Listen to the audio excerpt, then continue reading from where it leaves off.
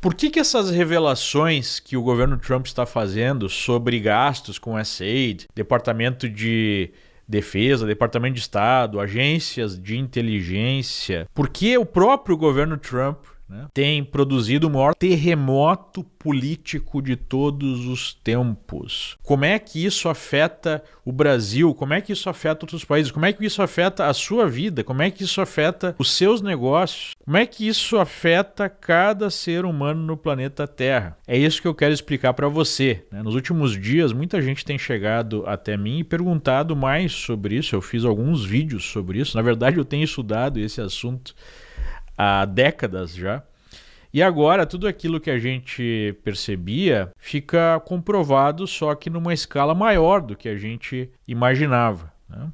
Então, esse vídeo serve para explicar o que está acontecendo e por que isso é tão impactante, né? Então vamos lá. Antes de explicar exatamente sobre isso, vamos fazer uma breve explicação sobre como funciona as relações políticas humanas, né? Desde que o ser humano começou a ter um nível maior de percepção da realidade, né, do mundo que o cercava e da relação com outras pessoas, surgiu então algo muito simples, né? Os recursos são finitos, quem deve ter acesso a esses recursos? E quem deve definir isso em primeiro lugar? Quando o Aristóteles fala que o ser humano é um ser político, né, um animal político, ele quer dizer exatamente isso. Nós temos então relações que são relações basicamente de cooperação e de concorrência. E às vezes essas duas coisas acontecem ao mesmo tempo. Por exemplo, você está dentro de uma empresa, você está cooperando com os seus colegas de trabalho, mas ao mesmo tempo você está concorrendo com eles, porque vai ter só uma pessoa que vai ser o chefe, né, de um departamento específico ou vai ser o CEO de uma empresa. Então, numa escala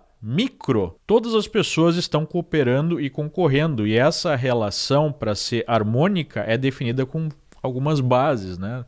Nós temos as bases morais, que são derivadas da nossa percepção espiritual, religiosa sobre o mundo. Diante dessa base religiosa que vira uma base moral, nós temos as leis, que são uma espécie de contrato social em que nós definimos quais são os limites para essa concorrência, né? O que nós podemos ou não podemos fazer nessa concorrência por recursos ou por status ou por poder de definir como é que as coisas devem ser organizadas. E no final das contas, tudo que nós estamos falando aqui diz respeito exatamente a poder, né? Bom, nessa microestrutura, nós temos a criação de uma macroestrutura que não funciona de uma maneira tão diferente, né? A microestrutura acaba sendo um fractal da macroestrutura. Conforme nós temos um desenvolvimento moral mais avançado, né, as pessoas ficam mais civilizadas, nós buscamos um nível maior de estabilidade na sociedade, com um nível maior de liberdade para cada pessoa, direitos fundamentais, né, que são percebidos por todos como sagrados, né? Por exemplo, o direito à vida, o direito à propriedade, o direito à expressão, o direito a você poder seguir, né, uma religião, o direito de você trabalhar, prosperar, uma série de direitos fundamentais aí que a civilização definiu. E ao longo desse processo nós tivemos cada nação, cada povo, através de conflitos internos, definindo essa estrutura de valores que pautam a sociedade. Ao longo do mundo, do século XX principalmente, nós vimos a emergência de dois modelos de sociedade, né, a grosso modo. Claro que cada um desses modelos tem uma série de derivações, mas de um lado, nós tínhamos o capitalismo ocidental, né, liderado pelos Estados Unidos, numa ideia de sociedade mais livre. O próprio projeto americano é um projeto que é marcado pela desconfiança com o poder central. A Constituição começa com "We the people". Os Estados Unidos foram formados através de uma revolta contra a matriz, né, que era o Reino Unido, para definir um governo limitado, em que há uma série de direitos para o indivíduo e de limitações a um governo central. Então, nesse sistema, há o foco no indivíduo, há um foco no livre mercado, há um foco em decisões individuais que vão gerar de baixo para cima, prosperidade e paz para toda a sociedade num esquema de divisão de poderes, em que vale a liberdade de expressão, né, em que vale a capacidade de você prosperar por esforço próprio, por mérito próprio. Dentro de um sistema que só funciona, na minha opinião, por se valer de uma ética cristã, né? Porque esse tipo de modelo só funciona quando as pessoas se impõem limites morais no que elas podem fazer para alcançar o sucesso, a prosperidade, né? Então, essa é uma forma de estruturar a sociedade. Outra forma de estruturar a sociedade é através do socialismo, representado por um bom tempo, durante a Guerra Fria, pela União Soviética, né, pela China, enfim, por outros países menores, eixos menores, como Cuba, em que é uma visão coletivista. Você tem na mão de alguns líderes uma série de decisões centralizadas de como a sociedade deve se organizar. Então, a pessoa não tem direitos básicos nessa estrutura social. Ela só vale alguma coisa se ela contribui para o Estado socialista, né? Então nós temos aí um modelo de concentração de poder em que as liberdades humanas são limitadíssimas. E ao longo, especialmente do século XX, nós vimos que o modelo capitaneado pelos americanos é um modelo que gera muito mais liberdade humana, muito mais prosperidade, né? Muito mais conforto, um nível de vida muito maior em todos os sentidos. Enquanto, do outro lado, lá do Muro de Berlim, nós tínhamos um verdadeiro inferno na Terra, promovido justamente pela ideia de que alguns líderes iluminados poderiam levar a sociedade humana à liberação, né? Uma sociedade sem classes, até mesmo sem Estado, que nunca passou de uma utopia, na verdade uma justificativa para exercer esse controle autoritário sobre a sociedade. No final nunca passou disso. Então, nesse choque entre dois mundos, especialmente aqui na estrutura americana, nós tivemos a criação de uma burocracia que até é meio incompatível com a própria lógica, né, do projeto americano, mas enfim, podemos até discutir se ela seria necessária para combater este outro lado. E essa burocracia ou essa luta gerou aí um sistema que beneficiou uma certa elite.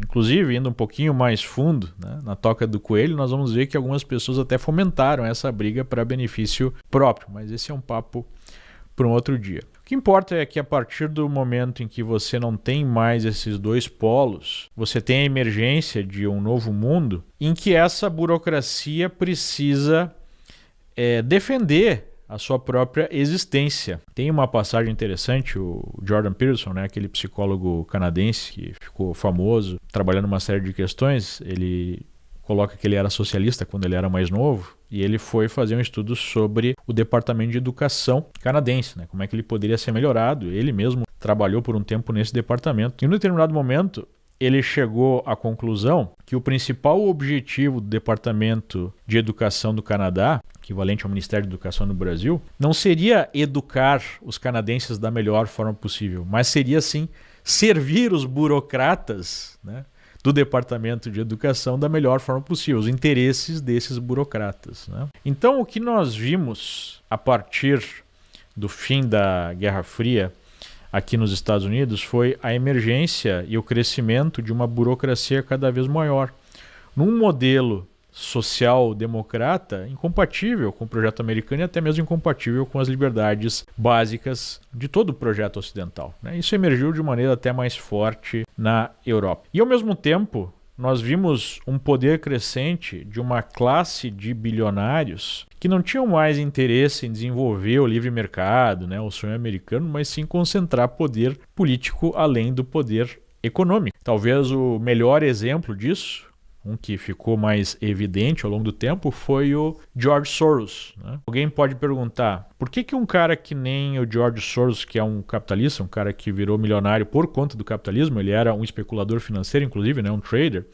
por que esse sujeito vai querer desenvolver o socialismo pelo mundo? Por um motivo muito simples. Porque isso gera a concentração de poder nas mãos de poucas pessoas. Quais pessoas? Pessoas como o próprio George Soros. E aí que vem a agenda toda da esquerda dos últimos vários anos. Toda essa lógica identitária, né, essa lógica racialista, essa lógica de ideologia de gênero, abortismo, ambientalismo radical, todos os outros temas que a esquerda explora têm como único objetivo enfraquecer a sociedade, criar divisão social. Por quê? Porque através da divisão social você produz maior concentração de poder no topo. Esse é o objetivo. Pois bem, o mais surpreendente nos últimos anos é que essa lógica, esse grupo, passou a aparelhar a própria estrutura do Estado americano e utilizou essa estrutura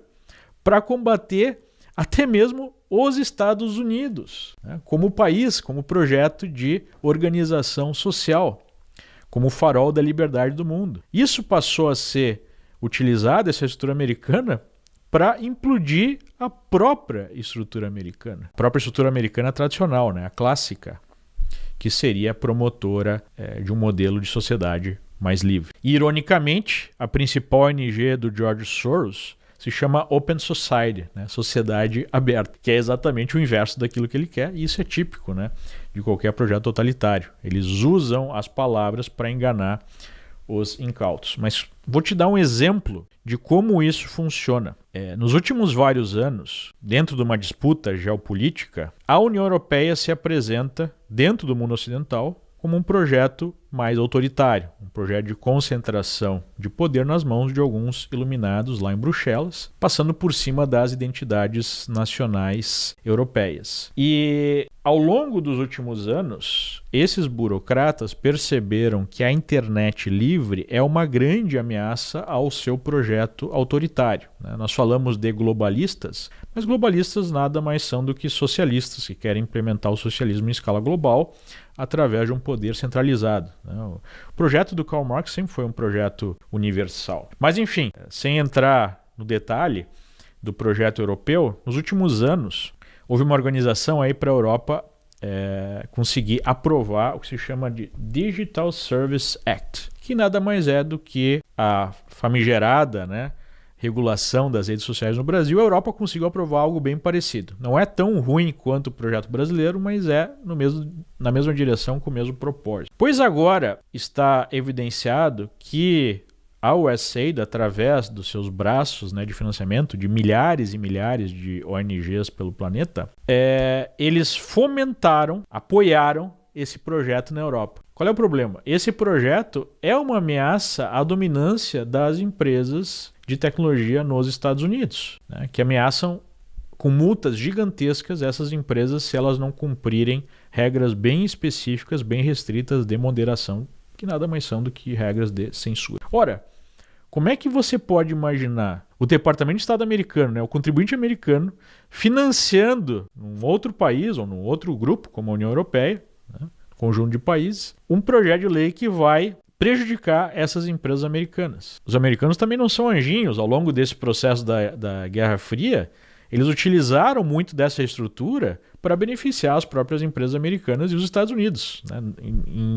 em momentos não tão democráticos, né, ou republicanos. Mas agora o que a gente está vendo é os Estados Unidos apoiando, através da sua estrutura de Estado, uma série de ações contra os interesses americanos. Dá um outro exemplo. Aquela revolta que nós tivemos do Black Lives Matter, né? Um grupo de estelionatários lá que agora veio à tona, roubaram uma série de valores do movimento, né? Os líderes desse movimento, e os líderes desse movimento se apresentam como marxistas.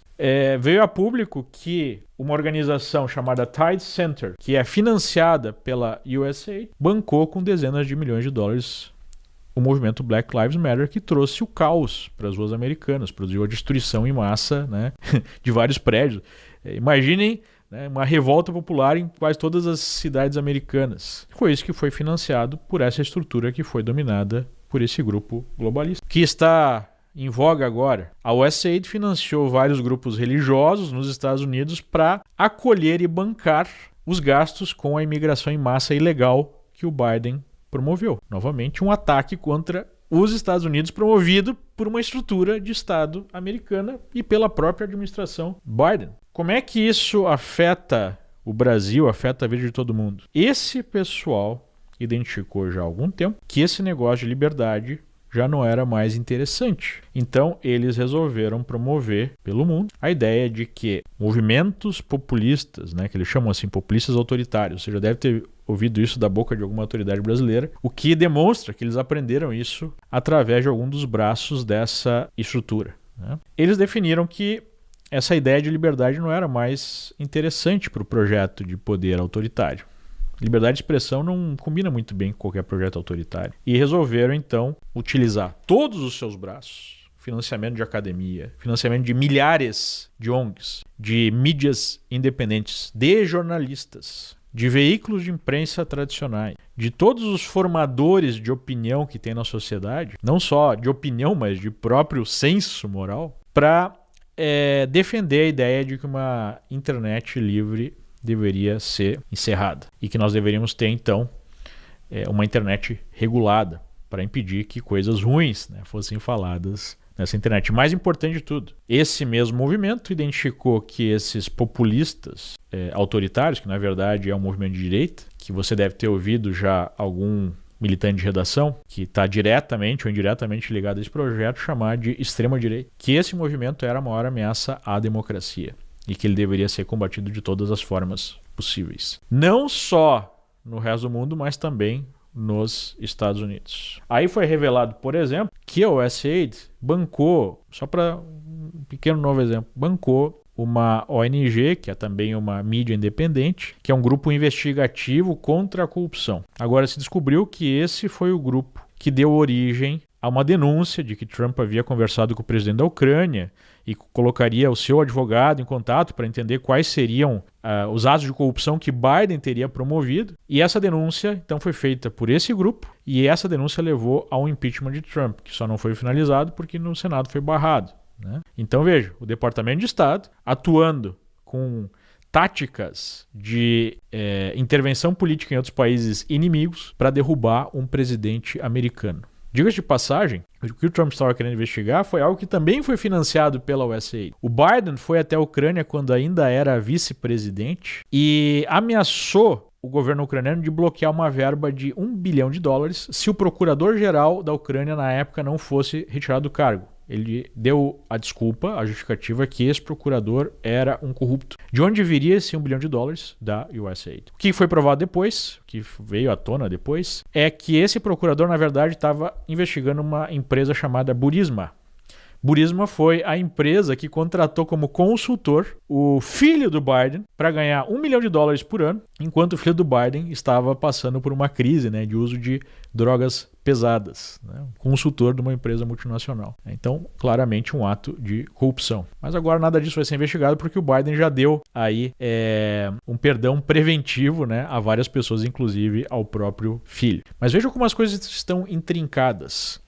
Como é que isso se apresenta no Brasil? Isso se apresenta no Brasil como a maior onda de repressão política da história. Então, se nós estamos vivendo no Brasil uma onda de censura, de perseguição política contra a direita, isso é derivado direto desse movimento que foi promovido aqui nos Estados Unidos. Entendendo como isso impacta a sua vida? Se você abrir lá a Globo News, por exemplo, né, ou a Globo, qualquer órgão da Globo, e você lê as matérias, você vai ver que toda a mentalidade que é aplicada para perceber o mundo e reportar como o mundo funciona é baseado justamente nessa agenda globalista. Então você vai ver um sujeito que vai operar sob o ângulo do identitarismo, do racismo estrutural, do ambientalismo radical, da necessidade do Estado regular tudo, a necessidade do Estado intervir em tudo. Ele falará disso. Essa onda globalista socialista é um pouco mais avançada do que a anterior. Então tem uma certa liberdade de mercado aí para algumas pessoas, para algumas empresas que estão alinhadas com esse projeto, com esse sistema, né?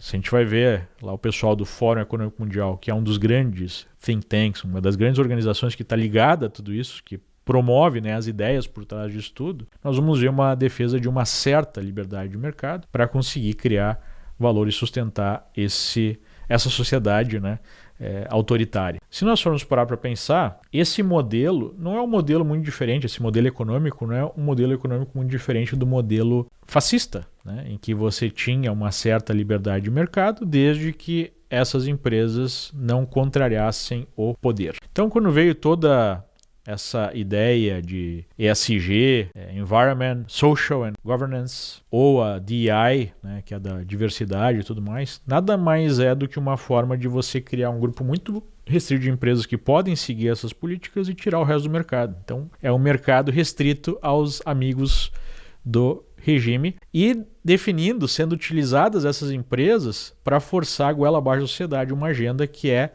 destruidora da própria sociedade, para manter uma sociedade fragilizada que não vai ter capacidade de questionar o poder. Então, politicamente, economicamente, isso está tudo interligado. E hoje, através do governo Trump, nesses primeiros dias, nós confirmamos algo e começamos a aprender a escala que isso foi implementado ao longo do tempo. E é por isso que é algo tão revolucionário. O Trump identificou que o seu primeiro mandato foi marcado justamente por essa estrutura sendo utilizada para impedir que ele governasse, e agora está desmontando, ou tentando pelo menos desmontar essa estrutura. O mais impressionante é que participantes, a elite que participou da montagem dessa estrutura, parte dela está mudando de lado. A grande pergunta é se isso é um recuo tático para ali na frente retomar, né, essa agenda dessa forma, ou se é apenas uma mudança de estratégia, utilizando certos elementos conservadores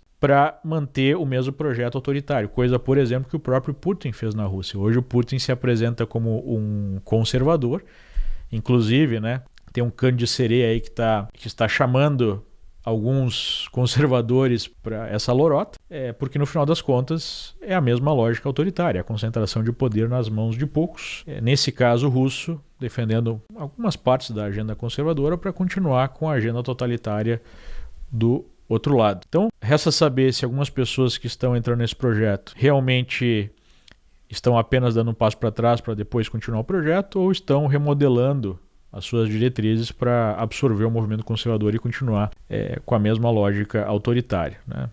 Ainda há a possibilidade, talvez algumas pessoas ali envolvidas realmente tenham consciência disso ou aprenderam o que estavam realmente fazendo, resolveram mudar, né, lutar contra isso, mas eu acho que são poucas exceções. Eu acho que a maioria não tem esses interesses nobres não, né? Por isso que nós temos que ficar atentos e questionadores sobre tudo isso, mas até o momento é algo muito interessante porque gera uma oportunidade para os americanos, para os brasileiros, para pessoas em qualquer lugar do mundo, de aproveitar essa janela e promover, de fato, as liberdades básicas e um modelo de sociedade que promova, de fato, né, os direitos fundamentais, a livre iniciativa, a livre expressão, a capacidade de você alcançar a prosperidade por iniciativa própria e a capacidade de você defender os seus valores morais sem ser criminalizado por isso, né? Essa é a base de qualquer sociedade realmente aberta, realmente livre, né? Então, é isso que nós estamos observando. É essa luta que vai definir o nosso futuro. Por enquanto, o Trump é uma janela.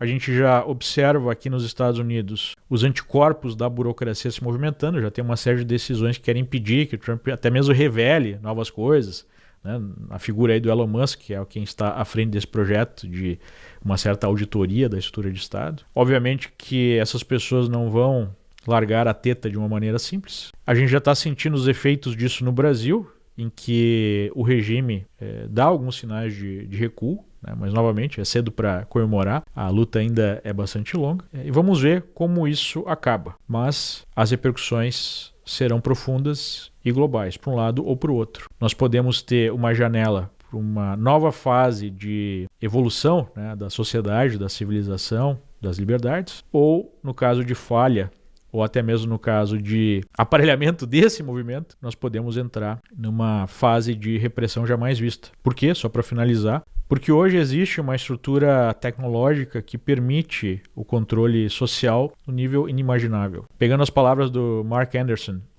se você acha que todo esse aparato de censura na internet foi algo diabólico, né, totalitário, espere para ver a capacidade da inteligência artificial promover o controle do fluxo de informações e o controle da própria sociedade em tudo que você pode imaginar. Então, ou se cria, com base nessa revolução tecnológica, uma estrutura que seja pró-liberdade, pró-direitos fundamentais, ou pode ser criada a maior máquina de repressão da história humana. É só isso que está acontecendo.